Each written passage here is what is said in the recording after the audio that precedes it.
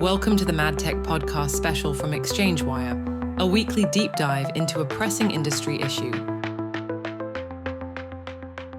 Hello, everyone, and welcome to this special edition of the MadTech Podcast, coming to you all the way from the sunny south of France. Not that sunny, but don't be fooled by the cloud. My very special guest today, Terry Kane from the Trade Desk, covering the MENA region, MD in the MENA region. Terry, welcome to the MadTech Podcast. A very sunny Cannes, but sunnier in Dubai. But Yes. we're okay, yes. Good to be here, thank you. And, from what I understand, it's a lot sunnier and a lot hotter back in London today. So actually, I think we've probably got the good end of the stick for once. We have better views, Much better views. So delightful to be able to catch up with you here in Cannes. We're really excited about doing some activation in the MENA region later in the year. And really, I wanted to take the opportunity for this special episode to just chat with you a little bit about what is happening in the MENA region. So let's kick off with, I'd love to understand your perspective in terms of growth and maturity. What does adtech and marketing tech look like in MENA compared with other global regions? Where is the industry at the moment?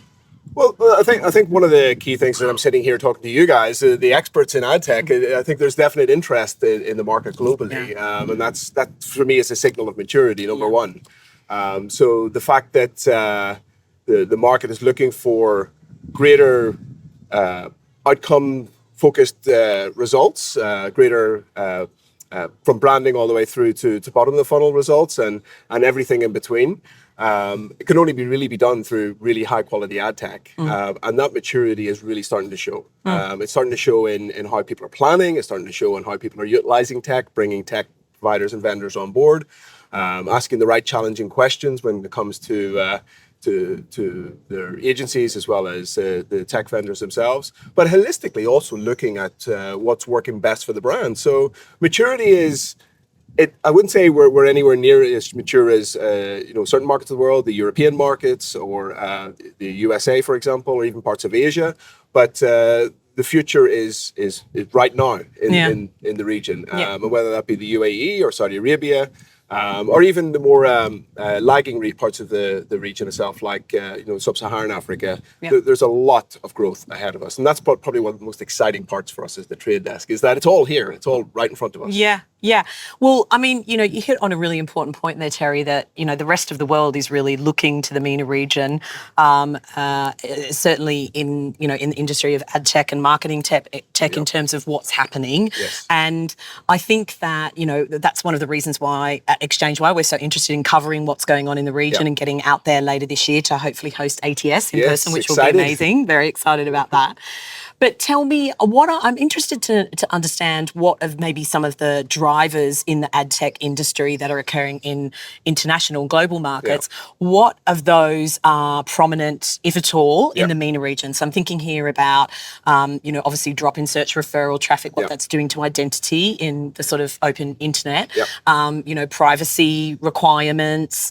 What of some of those main sort of challenges and driving issues for the industry are important in MENA, and if any aren't, what is different? What are the characteristics of the region that make it a little different? Well, look, I mean, when we talk about the region, Middle East and North Africa as a identifier, if you will, within that there's cohorts of maturity as well. So you've got the GCC countries, and then you've obviously got the North African countries as well. So within the GCC, there's very much a much more advanced conversation than parts of the North African. So the holistic region itself is very, very diverse. But the same challenges that exist with a brand in New York exist with a brand in Dubai. So they're both looking for the same results, which is ultimately going to be performance. It's going to be shareholder return, for want of a better word. How do we perform the best for whatever dollar goes into the system or whatever dirham goes into the system?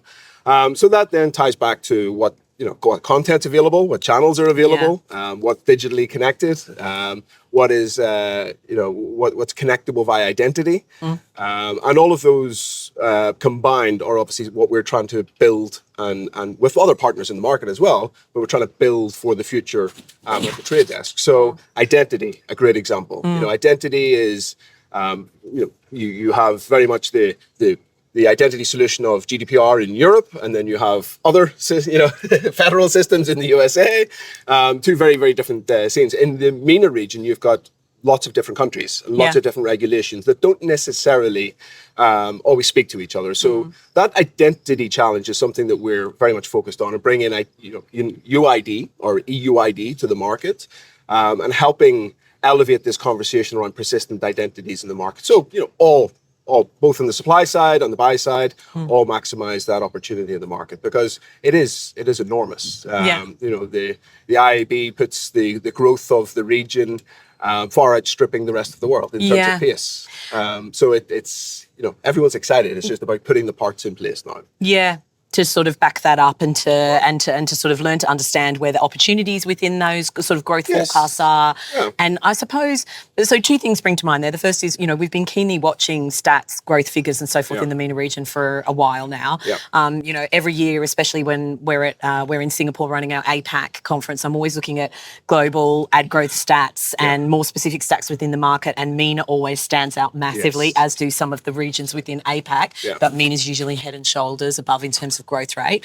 So I'm really interested to sort of understand a little bit from you what that means on the ground. Yeah. And then sort of related to that, I suppose, how do you deal with the fragmentation of lots of different markets within this overarching market? Slightly different cultural approaches perhaps to transactions, to advertising, maybe even sort of slightly different consumer behaviours associated with different cultural approaches. How do you deal with those sorts of challenges? This is the really interesting thing. And through our research and through partners' research, we know for a fact that 70% of people's time that's spent online in the region, I'd say the MENA region as a whole, is spent outside of a walled garden. Yeah. So it's, I spend a lot of time in traffic. I'm listening to Spotify. Yeah. I'm up in the morning listening to digital radio. I'm in, obviously, the office and displays right there in front of me. I'm at home, I'm watching connected television and local connected television, and then back to running and exercising on Spotify again, or Algami. And on all of that, 70% of the time doesn't reflect in where media spend is. Yeah. Because, the IAB research itself is that about 80% of media spend is sitting behind the walled gardens. Yeah. And that, to me, is the biggest opportunity. Biggest opportunity for advertisers, biggest opportunity for media and for supply side, is to start to win some of that money back from the walled gardens and actually put it into local media, to put it into local production, and put it into local results in identifying identifiers and retailers, etc. as well. So that's the biggest opportunity. When it comes to culturally, there's periods like Ramadan, for example, in the region, which is just such a momentous moment every year. It's 30 days of changing of behaviors, of lifestyle, of awake times, of consumption of content, consumption of retail, and that's one real nuance of the market once per year. But it's also a time when everybody gathers as a family to watch television. There's the Ramadan specials which come out every single year, which are just real high quality production series specifically for Ramadan, and those are real golden moments. So we've got those, as well as like the World Cup right now, football fanatic part of the world. Region, we've got Ronaldo playing in Saudi Arabia. The volume of television consumption in Saudi Arabia because of Ronaldo being there is enormous. The volume of consumption of audio is it's enormous. I mean, it's such a connected marketplace when it comes to consumption of music, of podcasting, and all of that. We need to educate the market how to utilize these channels and how to do it in an omnichannel way. So it's really interesting, because that was going to be my next question as well, was, what do you see the opportunity for growth? Yeah. What do you see as the opportunity for growth in general across the open internet? Are we looking at specific channels? Because obviously you guys at the Trade Desk, first and foremost, huge supporters of, a sort of democratized open internet, independent. But also, really active in CTV and other channels, big proponents, of course, of omnichannel execution, planning and execution. Yeah. What, you've already given me a bit of a rundown, but are there some standout specific channels in MENA that you think are, really interesting, especially compared with other markets? And where I'm going here, for an example, is whenever we're in APAC, we're often talking about things like social commerce, Yes. you know, that one step beyond retail media into an entirely, you know, social platform commerce environment, which includes live commerce as well. Is there some sort of standout trends or areas of opportunity in MENA, do you think? Well, look, I mean, coming back to where we are in this life cycle, we are very much at the, you know, stage 2 of a journey, if you will. We've gone through the social media stage and, you know, in the market, and now we're re-looking at the open internet and saying, actually, this is really interesting again. And the renaissance is here because suddenly you can buy without complications, and suddenly there is transparency, and suddenly there is identity, and suddenly there is retail data, et cetera, in there. So all parts of this marketplace are suddenly opening up to programmatic. Now, education is my priority. It's education on the hands-on keyboard from a trading standpoint, on why the trade desk works really well, and why Kokai and AI is such an integral part of their trading day, all the way through to the CEOs, and how do they understand it at an agency standpoint and at a brand standpoint why omnichannel transparency is so important.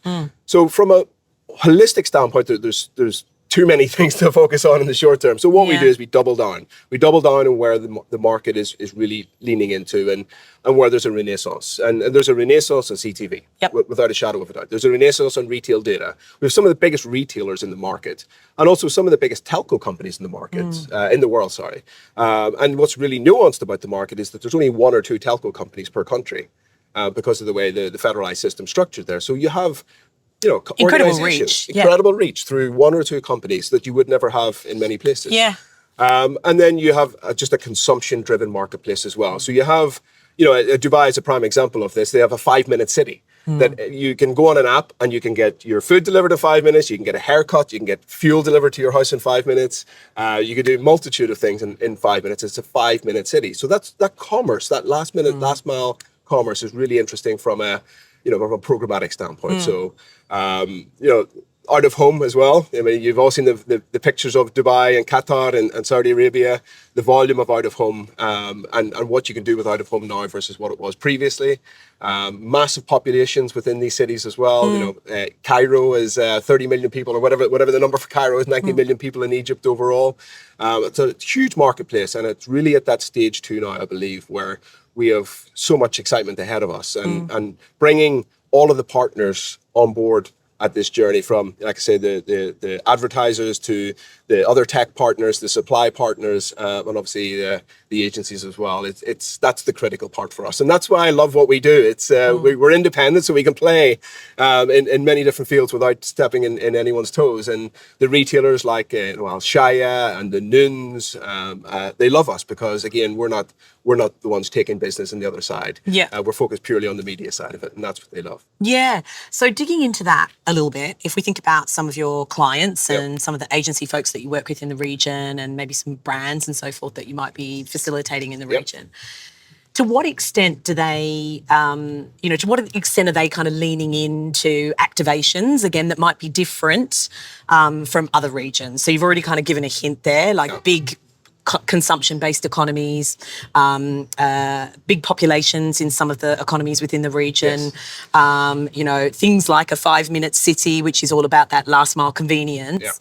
Are you seeing some brands, and even maybe some global brands, that are executing differently in MENA from elsewhere, because they're like, okay, this is a particular type of opportunity that we've got here, so let's do things a bit differently? Yeah, look, I think that there's 2 ways to look at this. One is the in-market opportunity. So that's the brands who are in market for people who are living within the towns, cities, and countries themselves. And there's the export opportunity. So the major brands who are advertising globally.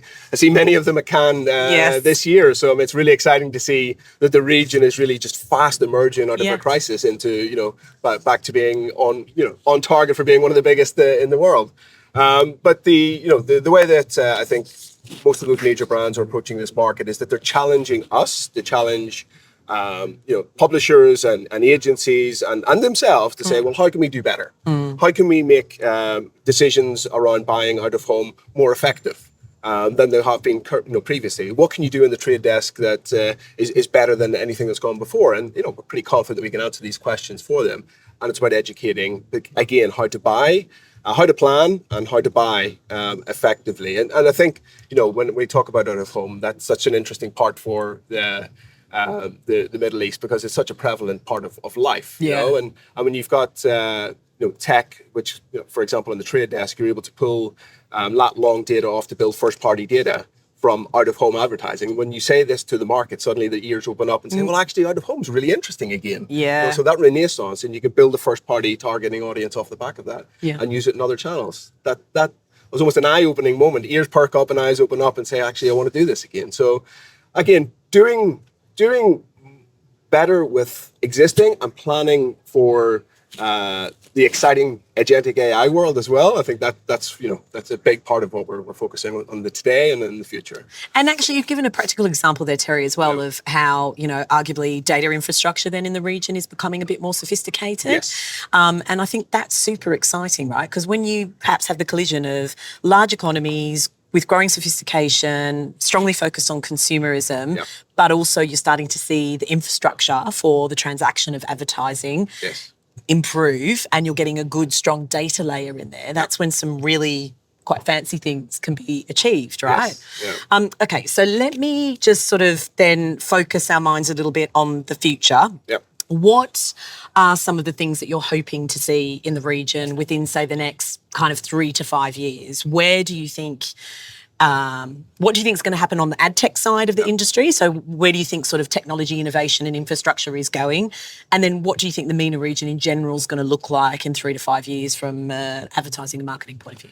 You know, it's really interesting, and we've all talked about it here. This is the Kane of AI. It's the Kane of agentic AI. And I think that's really important. For us, it's really important to understand it's not just the Kane of agentic AI, but it's the Kane of agentic AI and actually delivering on the AI side of things. So, I'm really excited about what we're doing here and the tests we've got running currently with Stagwell and around the agentic AI side of things. I'm excited what they're going to do for the rest of the company and regions. So MENA will be up there with it as well. So, the ideal scenario for us, I guess, in the region is that we are leapfrogging, the status of Web 1.0, Web 2.0, Web 3.0 into Web agentic AI market, where I think, Arabic content thrives, performance on channels thrive, and people move traditional spend, linear spend into programmatic, so it performs better. I think whenever we look at omnichannels, we're still very much a plan by channel market versus planning omnichannel. So I think that in the next couple of years, particularly with the ability around agentic, will make that thrive in the market. I think that brands from the market going global is really interesting as well. So I think, we see a lot of advertising brands out and growing in that fashion. Yeah. So the airlines, the Emirates, the Qatars, the Etihads, and obviously then the sovereign wealth funds as well. So the public investment funds and Dubai Holding, etc. These are enormous brands and houses of brands as well. There's a real opportunity to help the region expand globally as well, and I think that's an important part that we have to play. It's being the trade desk in the market and the market in the trade desk, and helping build tech around those opportunities. And that's what's really unique about the trade desk is we can build tech for clients to do really interesting things. More of those, please. Yeah. And it feels like you're in the market in the region at a time where you're enabling your customers to grow, but you're sort of growing with them as well, right? Yeah, so being it on means the ground. Exactly. Yeah. So that means that you can be using innovations and leaning into projects that you've started elsewhere. Like for example your agentic AI example with Stagwell, and you can be using those and applying those in the region and seeing what that actually looks like. From a practical point of view, and trying to grow things organically from that point within the region. Go on. This is exactly one of the real values I have with the trade desk personally is the fact that we can grow our teams in the market, because you got to be there with your agencies and your clients to understand those local problems around identity and around data and around publishers to navigate and build tech that you couldn't do sitting in the Valley or sitting in another, somewhere else. In London or in New York or whatever. You got to be there. And that's why, really excited about how we built our team in the market and committed to the market, and we're going to build with the market. Yeah. Look, I feel like that's something that we at ExchangeWire absolutely observed in all of the years that we've been operating our business out in APAC as well. It's a good example of when we first started there sort of 15 years ago, a kind of a growth market that really required international ad tech companies to be based locally so that they could understand the mechanics of the market locally and then grow from there. And of course that gave birth to some local technology innovations, but it also started to fire up a lot of innovative projects amongst brands and agencies and tech vendors and publishers, and created the industry that exists there now. And it sounds like a similar trajectory in MENA. Yeah, very much so. Look, I mean, in the region, we don't have an AVOD model across Netflix or Disney or other big TV, CTV providers. We believe it will come, and that's obviously their priority to do it when it's right for them. But we encourage the model to come to the market, so the market overall rises itself, and we see the local players obviously adopt a more technical approach to programmatic as well. And start to shape it. One final question then, sort of future facing again. What about from a consumer point of view? Like obviously globally, none of us are using search the way that we used to. Everybody's leaning into, LLM queries. What do you see, do you see any particular kind of consumer trends that you might come out of this new world where people aren't moving around the internet the way they did even 2 years ago? It's a brilliant question. And actually, on a personal basis, I started my doctorate 3 years ago, and my doctorate's on the use of AI and organizational behavior. And one of the key areas is why people are using this and what's it going to do to the media landscape. And look, I've done a body of research. The interesting thing about doing a doctorate in AI is there's not a lot of research that's gone before. Well, no, I'm about to say this is groundbreaking here, Terry. So I'll be doing research specifically on these subject areas. But what's really interesting, and I think that there's a fifth P. So the price, product, promotion, and place. The fifth P is going to be prompting. And the way the prompts are built, and particularly from an advertising standpoint, is going to be crucial. So, as humans, we talk in a human way. We don't go in and ask for a specific brand on ChatGPT. We'll go in and ask for what's the best suntan lotion to use in a certain place, et cetera, et cetera. And I think the ability to have that in the open internet in order for advertisers to build around that human inquiry is going to be a crucial part of the future. And I really hope, and obviously all of us do, that this sits in an open internet and not behind a walled garden like gone previously. I think the real opportunity is for companies like the Trade Desk to act as an independent player to ensure that we can, bring those opportunities to life in the open internet and protecting obviously local brands, etc. I want to have a lot more chats with you about that PhD that you're doing, and also about many other things. But I guess maybe one thing I'd chime in on there as a bit of a summary point is I personally have a lot of hope that actually the way that we currently use LLMs is going to change massively in the next kind of 12 to 18 months. And it is not going to fall into the hands of just one or two big players. I think it's going to look really interesting and much more diverse. So I don't think it's going to mirror search, and I think it's going to be much more democratized, and it's really going to breathe some real life into the open internet. What's really interesting is going to be, these almost micro, fast-paced companies that are just going to appear, built off the back of agents. I think that's going to be really interesting, and how we're already seeing companies that are built off certain prompt orientations, whether it be retail media, whether it be a specific part of a retail media. These micro companies will pop up suddenly and command respect like faster than ever before. That'll be a really interesting part of the new AI prompt world. And I mean, we've got so much to learn just as humans within that, right? And it'll be fascinating to see how consumer behaviour changes as a result of that. We've all got to get a lot better at kind of prompting any form of AI that we're using and thinking about it through a different lens, right? You interview a lot of people. Can I ask you a question on this? Please. Yeah. What's your view? How ready is the market? How ready are marketers for this? I mean, when you start to talk to marketers about LLM queries and what advertising might look like in that environment, the conversation I find very quickly boils down to how can I understand whether my brand is visible in that environment, and what do I do to optimize that? So they get very focused on quite specific metrics, which I think is an interesting conversation in and of itself, because it's taking the industry away from accepted metrics that we've been using for the last 15 years and pushing us to a different place altogether. together. Yeah. But I think it's a conversation that's not just for marketers. So at the start of the year, when we were, maybe back end of last year, and we were doing some predictions for 2026, one of the things I was saying is that if you think about our use of LLMs and the way that we query and search for things in the internet now, it won't just be brands that need to be marketers, it will also be publishers. They need to suddenly become brands. Yes. They need to think of how they're going to be discovered and what that discoverability is going to look like. So how ready do I think we are for that? I think it's on everyone's minds and it's on the tip of everyone's tongues, but I think we are all grappling around to understand what is the best way for us to move around this environment and what is the best way from a professional point of view to make sure our products and our services are searchable and discoverable. Exactly. And at the same time, lots and lots of technology tools are bubbling up to try to assist us with that. Personally, I think that's super exciting. I think as well what's really exciting in this is the backend AI stuff. Yeah. So we get 1 trillion bid requests a day, plus, whatever that number is. It keeps growing every time I see it, but 1 trillion bid requests a day. Yeah. There's no way that any technology can decipher the value of that unless it's AI first focused. For sure. I mean, that backend, we're all, the front end AI is obviously very sexy and top of mind for everybody, but what sits behind that immense volume of data and what you do with it, I think it's going to be a real crucible in the conversation. Absolutely. And sort of bringing more visibility into that and focusing people's minds on understanding the implications of that, I think is going to really, I actually think we are at the precipice of really changing the advertising value chain. Yeah. And the fifth P. Yes, exactly. Getting better at prompting. And and that's what I think makes it such an exciting time to be in this industry. Yeah.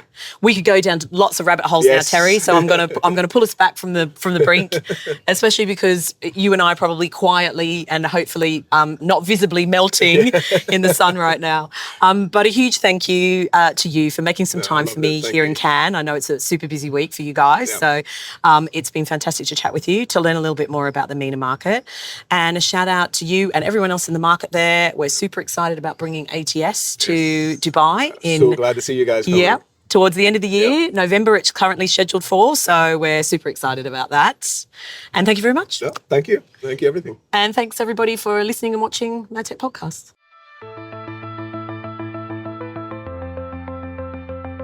Thanks for tuning in to this MadTech Podcast special. We'll be back to discuss another hot industry topic soon.